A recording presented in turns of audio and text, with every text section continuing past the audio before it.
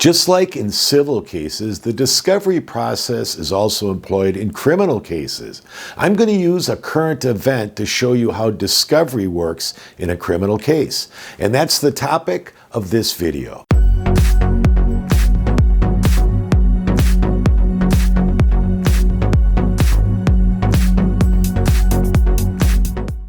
Hello again, everyone. I'm attorney Robert Flessas.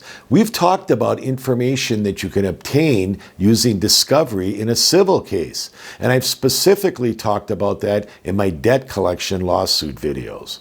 But did you know that the same legal tool, discovery, is used and is required to be used in criminal cases too?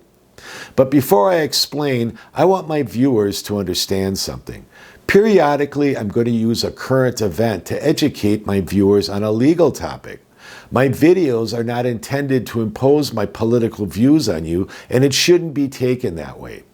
Don't confuse political commentary with legal commentary. Listen carefully to my entire video, and you'll see that I'm trying to accomplish education. Okay, let's get into this.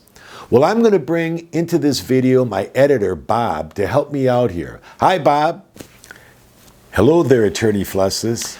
Did you know, Bob, that there's a hot topic in the news regarding a man named Michael Flynn? Yes, I have. Have you been watching that topic discussed on TV, Bob? Yes, I have.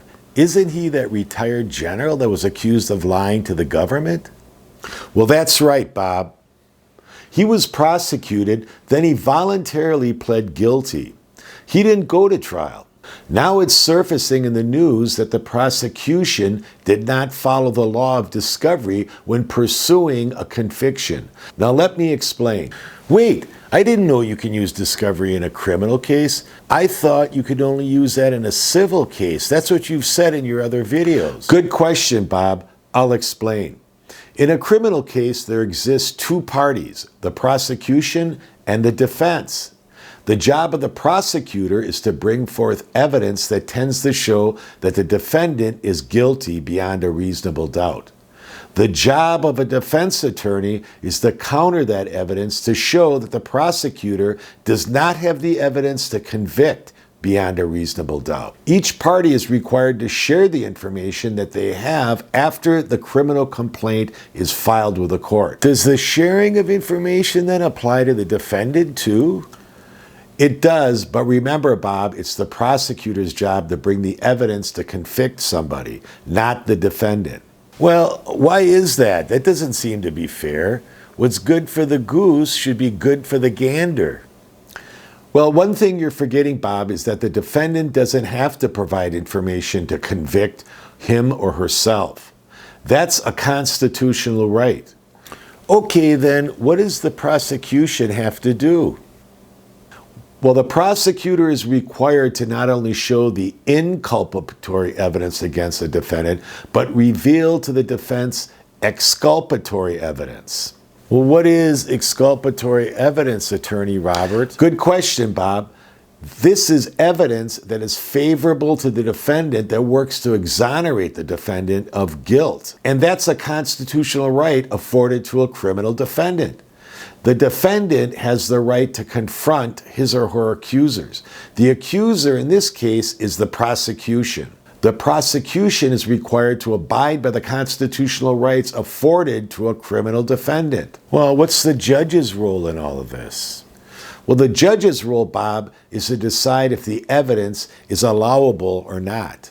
Now, in the Michael Flynn case, he was convicted based upon evidence presented by the prosecution without a trial. But that's not the problem here that I'm addressing. The problem that's being argued is that the prosecutor did not reveal to the defendant exculpatory evidence.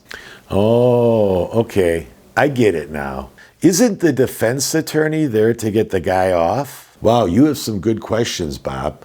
The defense attorney is there to ensure that the defendant is afforded his or her constitutional rights and that the prosecution is following the law too. The attorney has no opinion whether or not his client or her client is guilty. So in this case, the defense attorney is arguing that the exculpatory evidence was revealed only after the conviction.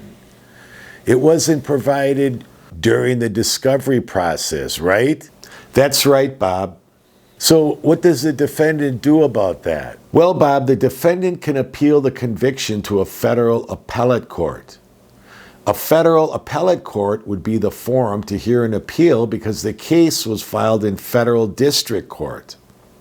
Or the defendant, through his attorney, can file a motion with the original court that heard the case. The defendant can ask the court to vacate the conviction if that attorney can show that exculpatory evidence was withheld. I guess that's all part of our rights, right, Attorney Robert? Yes, a criminal defendant always has the right to utilize these constitutional rights when the government accuses the defendant of committing a crime. This is not political. This is the law. Yeah, I guess most people only hear the political view in the news stories on TV. That's usually the case, Bob. I'm presenting the legal view. If you have a comment on this topic, I welcome you to post it. If you have a legal topic that you'd like me to discuss, I'll certainly consider it for a future video. And I'd like to say thanks for being here with me today, Bob. You're certainly welcome, and thanks for having me. I'm Attorney Robert Flessas. Thanks for watching, and I'll see you in the next video.